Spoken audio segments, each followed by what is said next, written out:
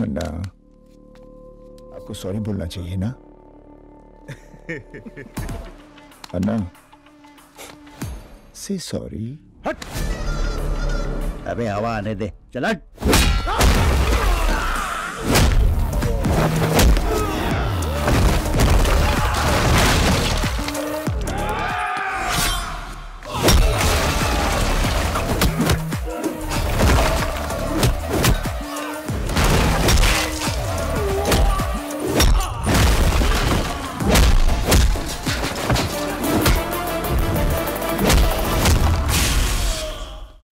Halo Sobat Nobar, Calobaya. Kayak apa kabarnya bebuhan pian hari ini? Kembali lagi bersama Mamang Tobi, sang pengangguran profesional yang kali ini akan membawakan film action terbaru 2025 dari India. Mengisahkan tentang seorang musafir yang tak sengaja menghancurkan satu kota gangster gara-gara beliau diganggu saat makan. Loh, siapakah beliau satu ini? So, tanpa berlama-lama lagi, siapkan mata, telinga, dan anu-anuan kalian semua. Mari kita nobar dan inilah Jaat.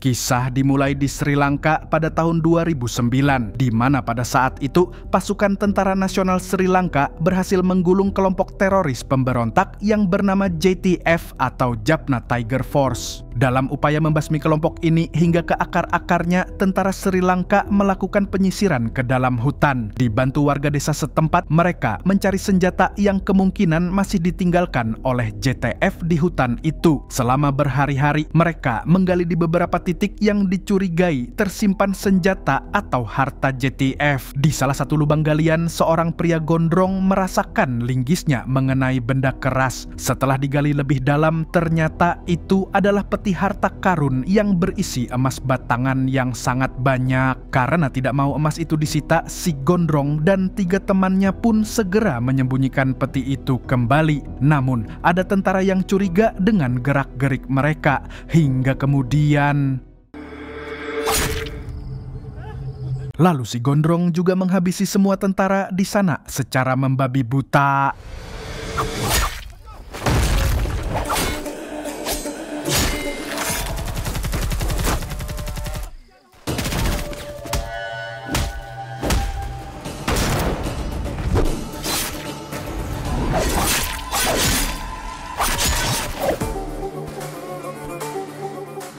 Singkat cerita, mereka berempat berhasil membawa peti itu dan melarikan diri pakai kapal. Selama berhari-hari, mereka terombang-ambing di lautan tanpa tahu arah yang pasti.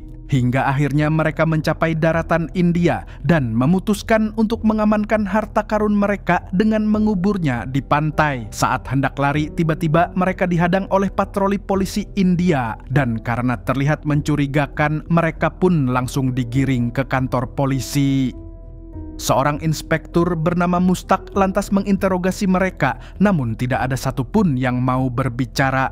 Karena itu, mereka dianggap sebagai teroris yang masuk ke India secara ilegal. Si gondrong lantas mengeluarkan 1 batangan emas untuk menyogok polisi. Tapi si polisi korup itu mengatakan kalau hanya sebatang, maka hanya 1 orang yang bisa bebas. Alhasil, mereka berempat mengeluarkan emas mereka masing-masing. Usai disuap dengan banyak emas, Mustak akhirnya membebaskan mereka. Bahkan Mustak akan mengurus KTP mereka agar bisa tinggal di India tanpa masalah. Dan ketika ditanya siapa nama mereka, si gondrong pun menjawab kalau namanya adalah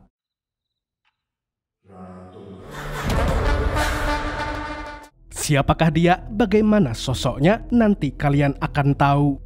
16 tahun kemudian, Presiden Vasundara menerima sebuah paket misterius yang dikirim dari desa Motupalli, Andhra Pradesh. Saat paket itu dibuka, di dalamnya terdapat 10 jempol manusia yang telah dipotong beserta sebuah surat. Surat itu ditulis oleh seorang anak bernama Divi. Dalam suratnya, Divi menjelaskan bahwa jempol-jempol itu milik kakaknya dan warga desa yang lain. Divi juga mengadu kalau mereka sudah tidak tahu harus kemana lagi meminta pertolongan. Desa mereka telah diambil paksa oleh keluarga yang dikenal sangat bengis dan tak berperi kemanusiaan. Divi berharap Bu Presiden bisa membantu mereka. Jika tidak, mungkin Bu Presiden akan menerima paket kepala warga desa. Setelah membaca surat itu, Bu Presiden tampak sangat marah. Dia segera memerintahkan Satya Murti, agen CBI terbaiknya, untuk menyelidiki apa yang terjadi di desa Motupalli. Tanpa membuang waktu, Satya langsung bergegas menuju Andhra Pradesh.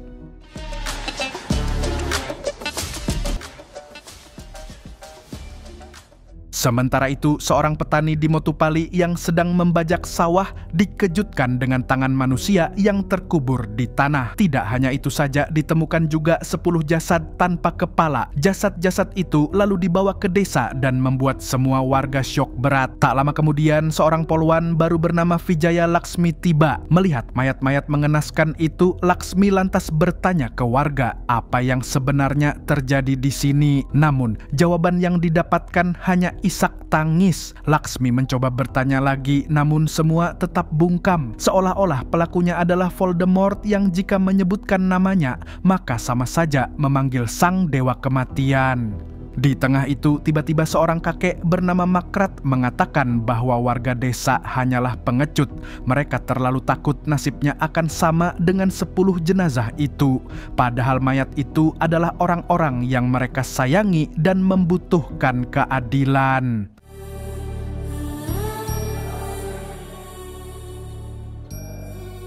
Bu Polwan pun semakin geram dan saat itulah seorang bocil meneriakkan sebuah nama. Ternyata dia penjahatnya. Di istana Rana Tungga, ibunya Rana alias Amma terlihat sedang nyantai sambil nyebat. Kemudian dengan tegas dia memerintahkan PNS di Dinas Pertanahan untuk memproses penyitaan sertifikat tanah milik warga desa menjadi atas nama Rana Tungga.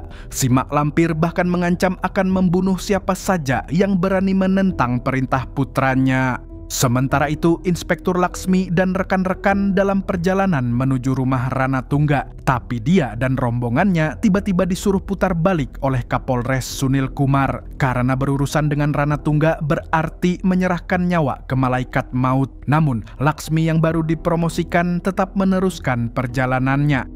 Di tengah kebun tebu, tiba-tiba seorang polisi turun dan menghentikan iring-iringan mobil polisi lainnya. Semua polki alias polisi laki-laki yang bermental tempe pun tidak ada yang berani lanjut ke rumah Rana Tungga. Hanya Laksmi dan beberapa polwan gahar yang bertekad untuk terus melanjutkan penggerebekan. Singkat cerita, mereka pun tiba di istana Rana Tungga dan menghajar semua penjaga di sana.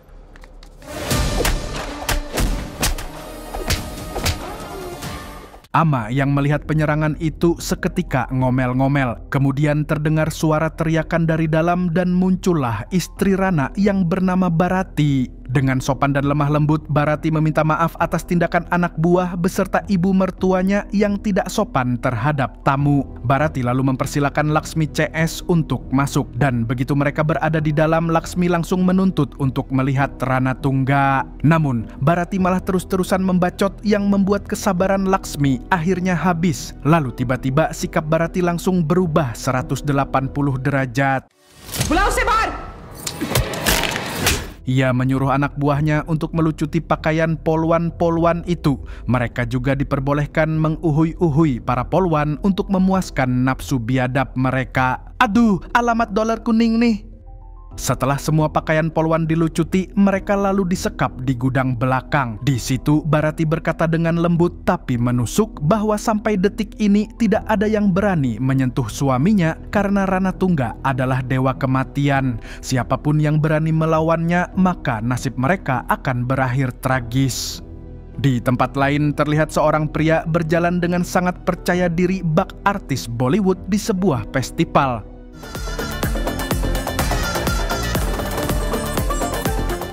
Dia adalah Jaat, seorang pengembara yang lagi traveling keliling India. Ceritanya, Jaat naik kereta menuju Chennai, namun sampai di daerah Andhra Pradesh keretanya mogok dan butuh 1 hari untuk perbaikannya.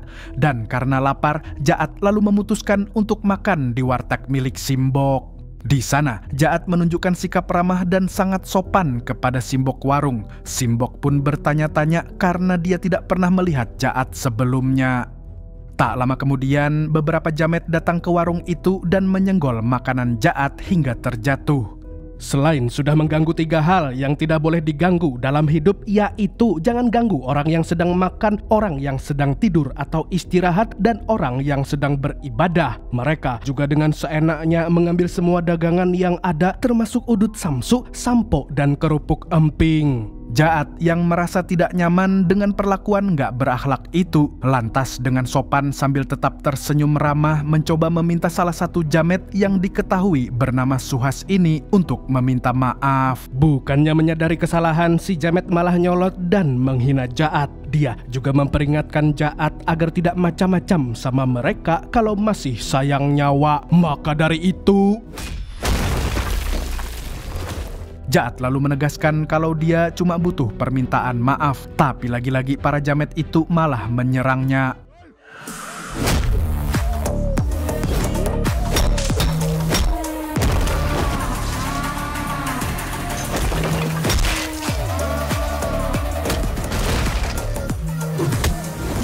Dikiranya musafir biasa, tak disangka-sangka Jaat bisa melibas Suhas CS hanya dengan tangan kosong. Warungnya Simbok pun jadi kacau balau. Di tengah itu Suhas berusaha melarikan diri, tapi mobilnya ditahan hanya dengan 1 tangan oleh Jaat. Suhas lalu mengancam Jaat agar jangan berani main-main karena sekarang dia berhadapan dengan anak buah pejabat kota yang bernama Ramsubaredi bin Paijo.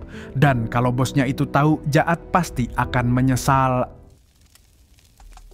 Usai berhasil menaklukkan Suhas, kemudian Jaat meminta diantar menemui Paijo. Sampai sini kita mulai dibuat bertanya-tanya, siapa sebenarnya Jaat ini?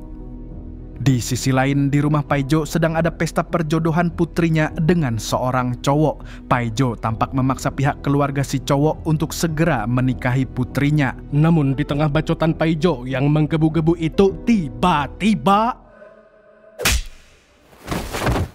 Cocotnya Paijo langsung dibungkam paksa oleh Jaat yang menuntut permintaan maaf. Jelas saja Paijo bingung. Lalu Jaat menjelaskan kalau anak buah Paijo sudah menyenggol makanannya dan membuat kerusuhan di warung Simbok. Dan sebagai bos, Paijo harusnya bisa mengajari anak buahnya soal sopan santun. Bosnya digaplok Jaat, anak buah Paijo pun tak tinggal diam. Dan keributan pun pecah.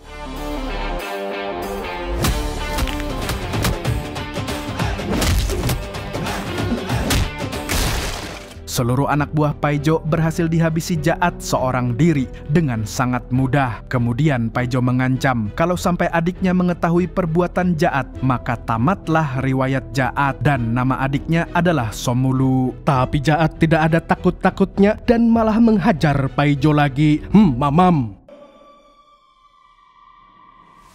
Di tempat lain, Satya Murti telah tiba di Bandara Andhra Pradesh saat hujan turun sangat lebat. Inspektur Serikan yang akan mendampingi Satya mengatakan bahwa dalam cuaca ekstrim, mereka tidak bisa terbang dengan helikopter menuju Motupalli. Alhasil, mereka terpaksa menggunakan jalur darat.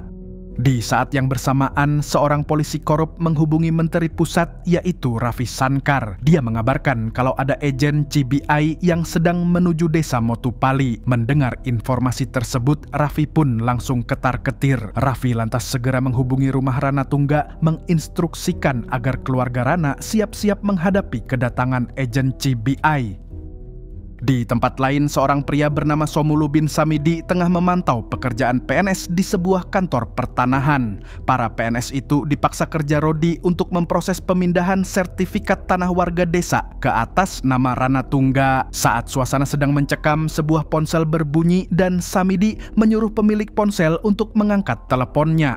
Rupanya, telepon itu berasal dari anak kakek tua yang mengingatkan supaya ayahnya tidak terlambat minum obat asam urat. Tapi Samidi yang benggis malah memerintahkan si kakek untuk meminum semua obatnya. Sementara itu, Paijo dibawa paksa oleh Jaat untuk menemui adiknya, yaitu si Samidi. Tiba di depan kantor pertanahan, Jaat yang mendengar suara aneh dari dalam pun segera bertindak.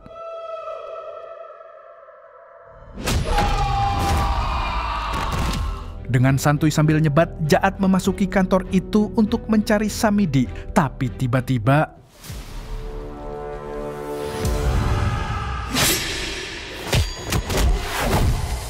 usai menumbangkan salah satu kutunya Samidi, Jaat lalu menyuruh Samidi untuk meminta maaf kepadanya. Tapi kemudian Jaat ditendang dari belakang dan dengan songongnya Samidi menolak meminta maaf. Dia bahkan mengatakan bahwa Jaat salah memilih lawan. Namun Samidi terlalu meremehkan Jaat yang ternyata berhasil mengobrak-abrik mereka semua dengan sangat enteng.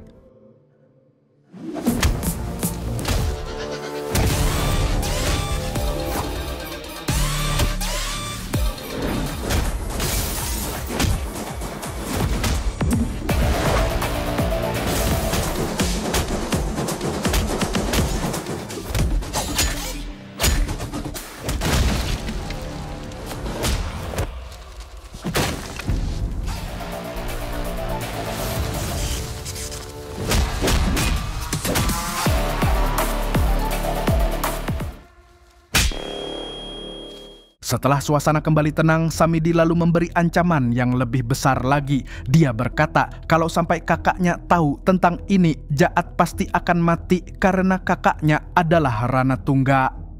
Kita lalu kembali lagi ke Satyamurti yang bertanya tentang apa yang sebenarnya terjadi di Motupali. Sarikan pun memberitahu bahwa daerah tersebut dikuasai oleh sebuah keluarga yang dipimpin oleh seseorang yang sangat kejam, yaitu Ranatungga. Mari saya ajak warga Nobar semua untuk flashback lagi ke 16 tahun yang lalu, di mana waktu itu setelah menjadi warga India berkat polisi korup bernama Mustak, Ranatungga dan 3 orang lainnya bekerja jadi kuli di pelabuhan. Sampai suatu ketika ada preman yang mengganggu mereka dan memukul Samidi, adik kesayangannya Ranatungga. Dan besoknya Ranatungga CS langsung mendatangi si bos preman yang lagi angon babi di rumahnya. Dengan penyamaran mereka pura-pura ingin membeli seekor babi. Tapi tak disangka-sangka mereka langsung membrutal dan membantai si bos preman dengan sangat keji.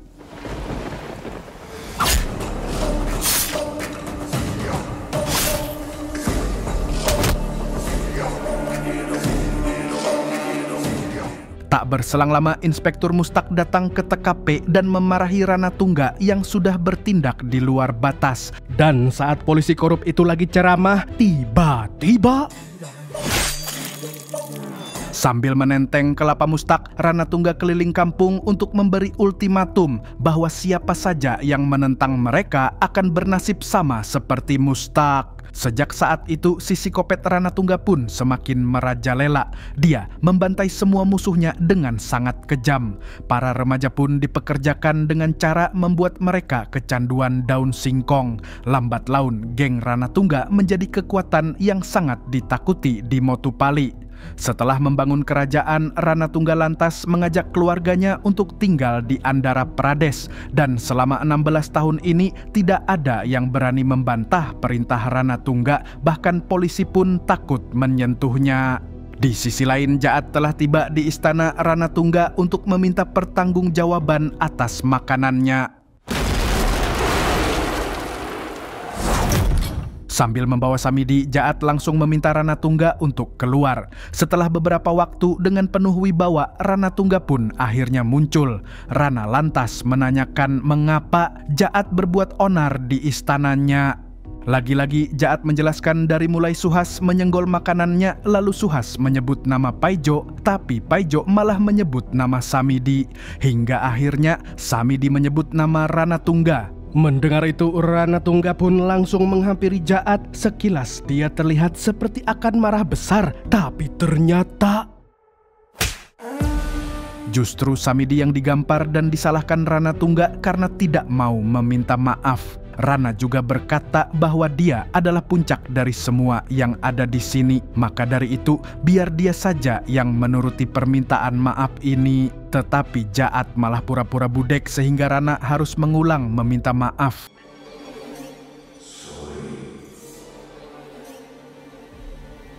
Setelah merasa puas karena permintaannya dikabulkan, Jaat pun berniat untuk pergi. Namun, selangkah lagi menuju keluar, tiba-tiba dia berhenti dan memutar ulang ingatannya. Kemudian, Jaat mengurungkan niatnya untuk pergi sebab merasa ada yang janggal dengan kejadian-kejadian sebelumnya, terlebih saat melihat seragam polisi yang tergeletak di dalam istana. Jaat pun mulai bertanya-tanya siapa mereka sebenarnya. Kemudian dia menyusuri bercak darah di lantai dan memunguti seragam-seragam polisi itu. Begitu sampai di area yang mencurigakan, Jaat langsung menarik teralis sampai jebol dalam satu kali tarikan. Di tempat itu, dia menemukan para polwan yang disekap tanpa busana. Setelah menyerahkan seragam itu ke para polwan, Jaat langsung diserang. Namun, dengan cepat dia melawan dan mengalahkan mereka semua menggunakan tangan kosong. Melihat istana anaknya diobrak-abrik, Amma segera memerintahkan seluruh antek-anteknya untuk menghancurkan Jaat.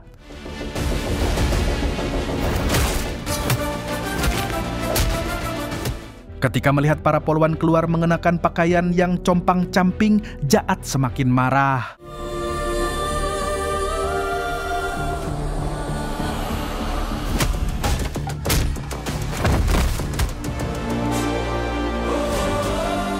Sampai akhirnya Ranatungga pun ikut turun tangan. Keadaan semakin tegang ketika keduanya saling tatap muka dan saling menodongkan senjata.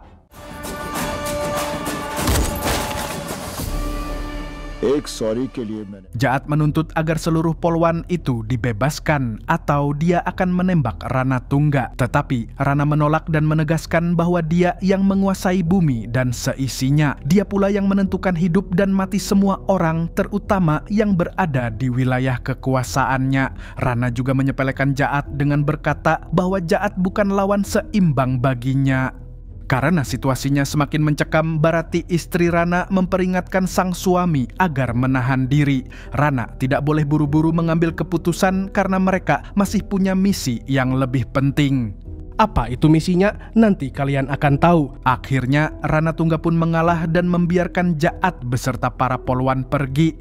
Sebelum mereka pergi, Rana menegaskan bahwa nantinya Jaat pasti akan memohon ampun kepadanya. Namun Jaat sama sekali tidak gentar. Dengan santuinya dia nyebat, kemudian mengantar polwan-polwan tersebut kembali ke kantor.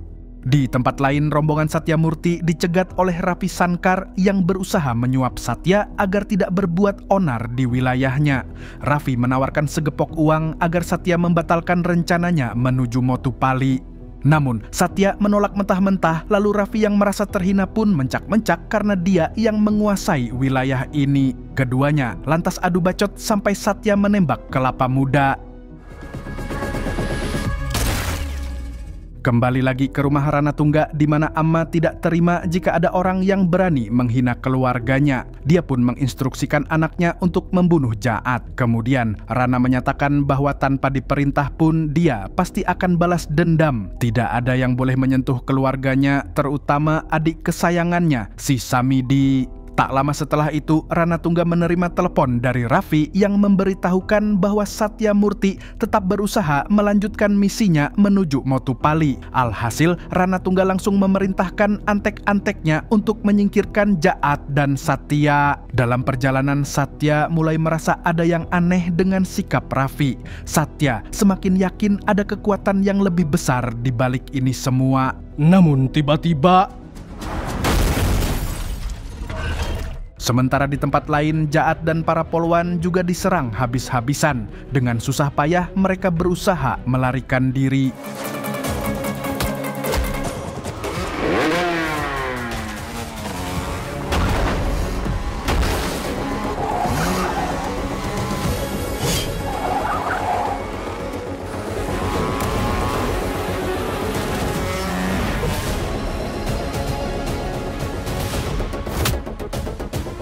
Naas, Jaat, dan salah satu polwan terpental dari mobil. Lebih parah lagi, saat berupaya mengejar mobil, si polwan itu malah ditikam.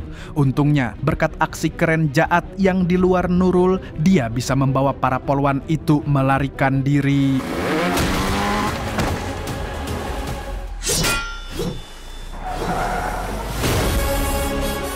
Sementara itu, tak disangka-sangka Satyamurti ternyata masih hidup. Dia sudah mengantisipasi situasi ini sebelumnya sehingga sempat bertukar mobil. Singkat cerita, Jaat dan para poluan akhirnya tiba di sebuah desa yang sepi seperti kuburan. Jaat pun berusaha mencari pertolongan untuk poluan yang terluka, tapi tidak ada satu orang pun yang terlihat. Saat mereka hampir kehilangan harapan, seorang nenek tua datang membawa segelas air. Namun, saat si poluan akan minum, dia terlanjur tewas duluan. Tak lama setelah itu, Laksmi mendapat telepon dari Rana Tungga. Dari sebuah gereja, Rana berkata bahwa Jaat dan lainnya tinggal menunggu waktu untuk menyusul si Polwan. Di wilayah ini, dia adalah dewa dan semua nyawa adalah miliknya. Jaat langsung bertanya pada Laksmi apa yang sebenarnya terjadi di desa itu. Laksmi pun mulai menceritakan kisah yang didengar dari istrinya Rana waktu dia disekap. Oke, mari saya ajak lagi warga Nobar semua untuk flashback sebentar. Bermula sekitar 6 tahun lalu, saat itu Menteri Raffi diundang ke Davos, Swiss. Di sana, seorang pengusaha bernama Robert memberitahu tentang penemuan senyawa langka yang sangat berharga, yaitu ternium. Ternium sendiri hanya ditemukan di 2 tempat, yaitu di timur Australia dan di Andhra Pradesh, India. Nah, ternium yang di India memiliki konsentrasi paling tinggi. Makanya Robert berencana membeli tanah di Andhra Pradesh. Karena diiming-imingi uang banyak, Raffi pun mulai tergoda dan teringat dengan orang yang bisa membantunya, yang tak lain dan tak bukan adalah Rana Tungga. Mereka lalu sepakat untuk bekerja sama, dan di kerjasama itu Rana Tungga harus mengakuisisi 100 desa supaya mereka bisa mendapat komisi uang triliunan. Jadi itulah misinya Rana Tungga yang dibilang istrinya tadi, yaitu menjadi triliuner dan menguasai 100 desa. Beberapa hari setelah kesepakatan itu, Rana Tungga memberitahu semua orang bahwa mulai hari itu seluruh tanah di Andhra Pradesh akan menjadi miliknya. Dia juga menunjukkan berkas pemindah tanganan sertifikat tanah, yang tentu saja semua orang menolak untuk menandatanganinya. Namun, orang-orang yang berani menentang langsung dieksekusi di tempat. Mereka juga disiksa dengan cara brutal dan keji.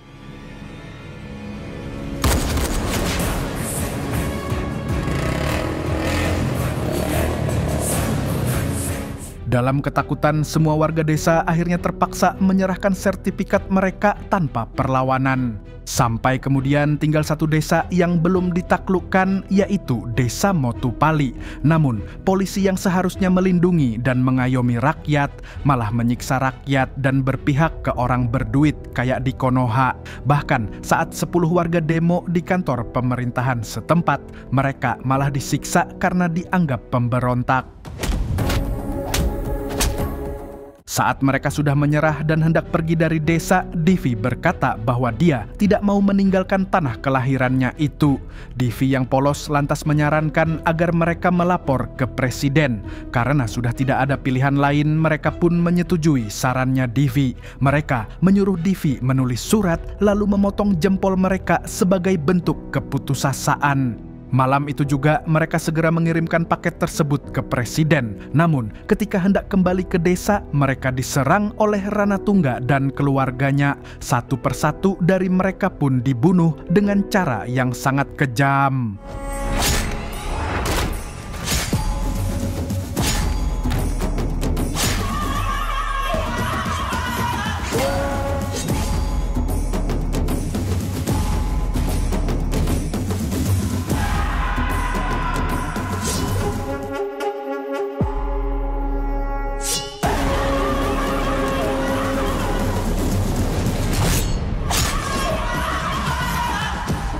Rana Tungga lantas mendeklarasikan bahwa tidak ada orang yang bisa membantu warga desa. Semua orang yang berani menentangnya akan mati di tangannya. Usai mendengar kisah itu, Jaat merasa sangat marah dan sedih. Ternyata ada campur tangan takdir kenapa dia memilih makan di warung Simbok, lalu makanannya disenggol si Jamet. Di sini, Jaat pun berjanji pada semua orang di desa bahwa dia akan membawa kedamaian kembali. Rana Tunggaku Masih di hari yang sama, Jaat akhirnya sampai di kantor polisi. Namun, bukannya kerja, para polisi malah makan gaji buta. Beberapa sibuk main gaple, ada juga yang tidur siang. Bahkan si Kapolres Sunil Kumar sedang asik mabar. Dan ketika Jaat hendak mengadukan keluhannya, dia malah dicuekin. Tapi dia tetap menjelaskan masalahnya, mulai dari makanan yang disenggol oleh Suhas sampai keributan yang terjadi setelah itu. Ketika Jaat menyebut nama Paijo, Somulu bin Samidi, dan Rana Tungga, semua polisi di sana langsung ketar-ketir. Kapolres Sunil Kumar pun segera menyuruhnya untuk diam. Saat beberapa poluan keluar dengan pakaian yang compang-camping, polisi-polisi di sana malah tertawa, kecuali seorang polisi tua bernama Prakas. Sunil menertawakan para poluan yang berani-beraninya nyenggol Rana Tungga, padahal sudah diperingatkan sebelumnya. Melihat tingkah laku Sunil yang kaya bangke itu, Jaat langsung merobek seragam polisi Sunil. Baginya, Sunil tidak pantas memakai seragam itu. Naas Jaat tiba-tiba dipukul dari belakang sampai pingsan. Kemudian, Jaat diikat menggunakan rantai ke pilar. Sementara para poluan yang mencoba menyelamatkan Jaat juga ikut mendapat perlakuan kasar.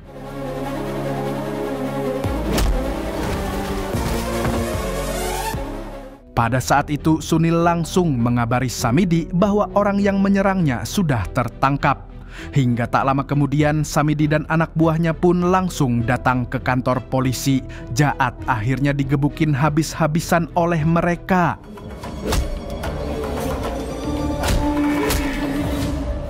Namun anehnya Jaat hanya pasrah, dan ketika seorang polisi tua melihat sosok Jaat yang lagi disiksa, dia merasa ada yang janggal. Dengan panik, dia meminta kunci motor dan segera pergi dari sana. Sesampainya di rumah, dia langsung mencari sesuatu yang sangat penting. Saat Samidi hendak menyerang Jaat dengan kapak, tiba-tiba terdengar peringatan dari HT.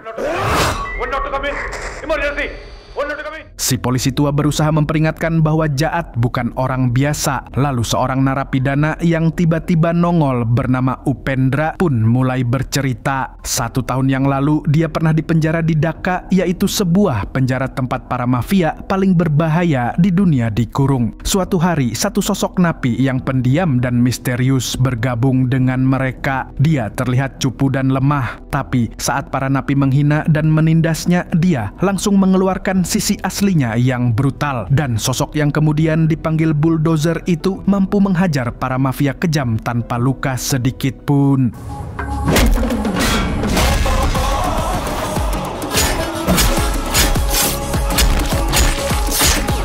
पहली बार ऐसा खतरनाक action live देखा।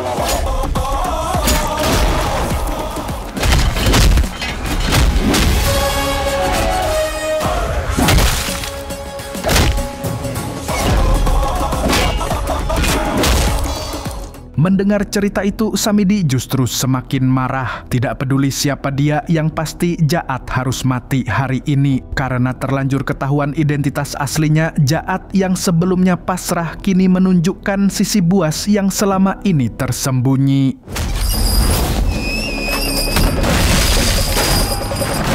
Dengan sangat cepat, Jaat menghancurkan semua orang yang ada di depannya, tak memberi kesempatan musuhnya untuk bertahan.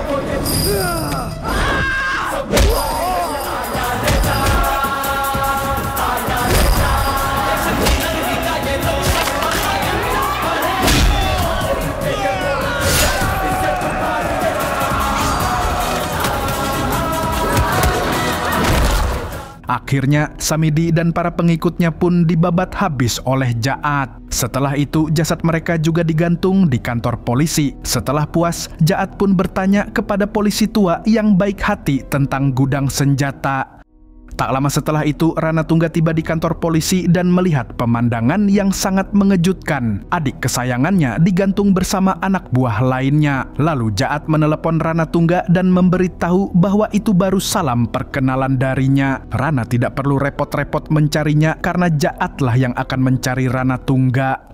Best किया आप लेट आए 31 होते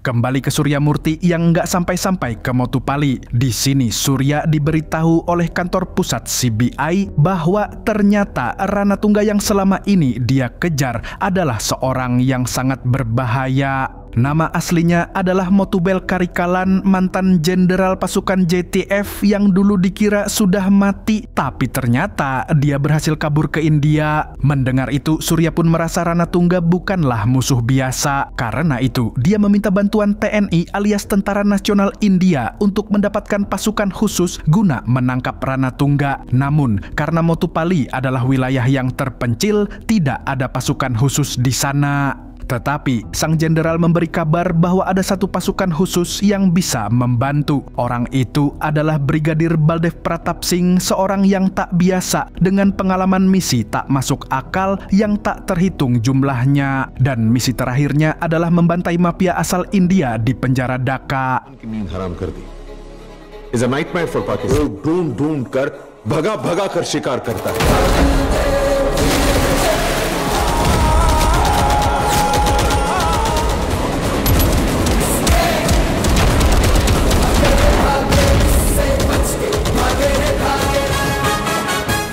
The Lion of Jat Regiment, Brigadier Baldev Pratap Singh,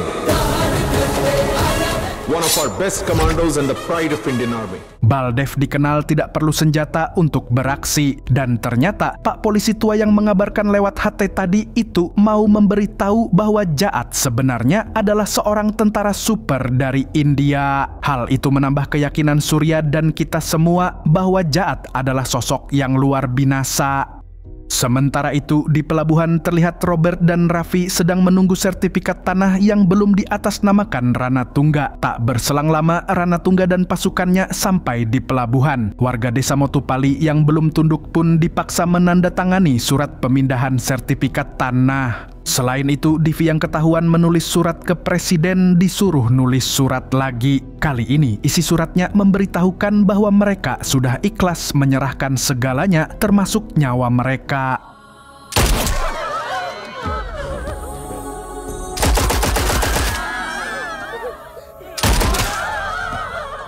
Melihat teman-temannya dibantai, kakek Makrat berdiri dengan teguh dan berkata bahwa mereka tidak akan gentar. Dan inilah yang terjadi berikutnya.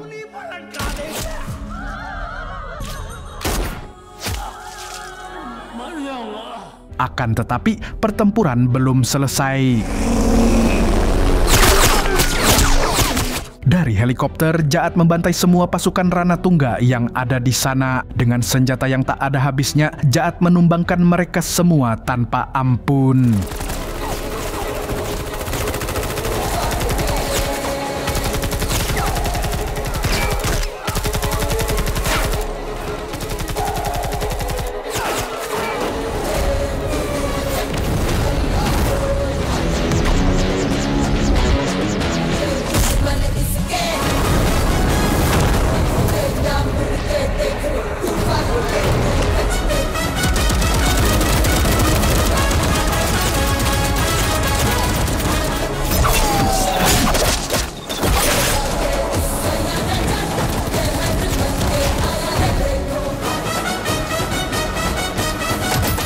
Ketika Jaat hampir menembak Ranatungga, Divi malah disandra. Tidak mau membuat anak kecil yang tak berdosa menjadi korban, Jaat pun memilih menyerah. Namun, warga desa yang sangat berterima kasih padanya langsung melindungi Jaat. Mereka rela mati demi menyelamatkan sang pahlawan. Hingga entah bagaimana caranya, Divi tiba-tiba menghilang dari sisinya Rana dan kembali ke sisinya Jaat. Setelah itu Jaat dan Ranatungga pun baiwan dengan sangat brutal.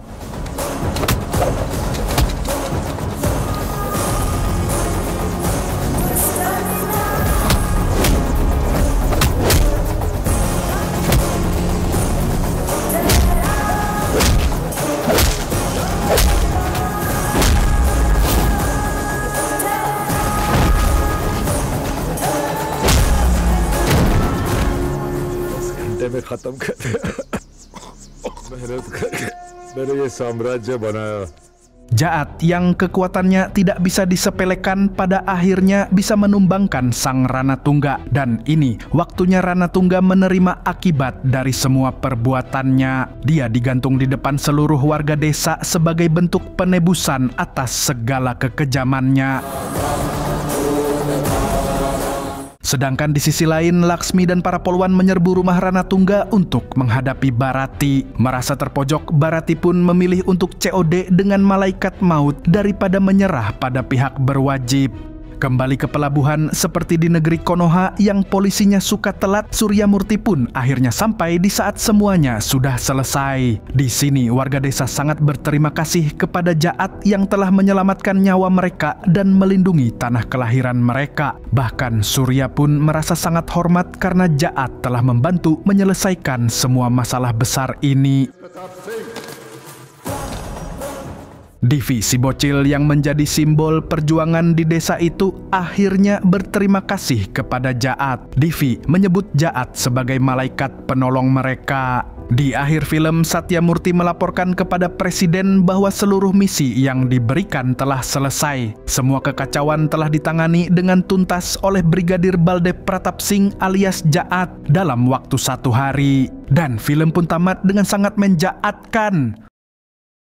Dari film ini kita belajar kalau polisi atau pejabat lama kerjanya, dan jangan sungkan meminta maaf kalau berbuat salah, bukan malah ngadu ke bapak. Oke, hai warga nobar semua, hai. Bagaimana menurut kalian film asal Perindapan 1 ini? Jangan lupa push like-nya, berikan komentar samidinya, dan share video ini ke temanmu yang suka playing victim. Segitu dulu dari Mamang Tobi, sang pengangguran profesional, mengucapkan sampai jumpa di video-video selanjutnya. Dan kalau begitu, Burung Kuntul pamit undur diri.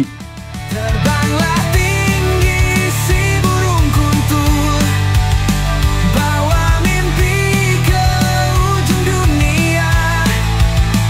Di sana ada cahaya gemerlap, menanti untuk kau jelajah.